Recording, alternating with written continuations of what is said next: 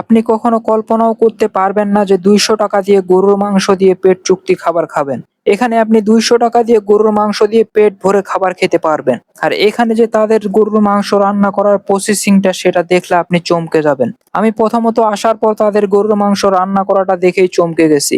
তাদের যে এখানে মসলাগুলো দেওয়া হয় সবগুলো অথেন্টিক মসলা তাদের নিজের বানানো। মাত্র ৪ ঘন্টার মধ্যে বিক্রি হয়ে যায় ৬.৫ মণ গরুর মাংস। প্রতিদিন এভাবে ৬.৫ মণ থেকে ৭ মণ গরুর মাংস বিক্রি করে থাকে তারা। তাদের এখানে গরুর মাংস সেল হওয়ার কারণ একটাই, যেটা হলো তাদের গরুর মাংসের কালার। যেখানে তারা মাটির চুলোর মধ্যে রান্না করার পরে মাংসটির একটা কালার চলে আসে কালো ভুনার মতো। আর এই কালো ভুনা সবার নজর কেড়ে নেবে এক পলকেই। আপনি যদি এক পলক সেই কালো ভুনার উপরে তাকিয়ে থাকেন তাহলে না খেয়ে কখনোই সেখান থেকে আসবেন না।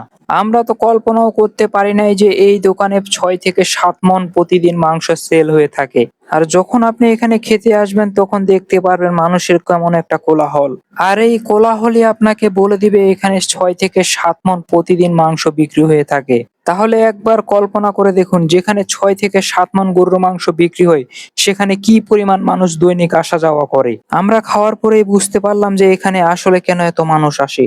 আর এখানের খাবারের যে একটা স্বাদ সেটা আপনি না খেলেই বুঝতে পারবেন না।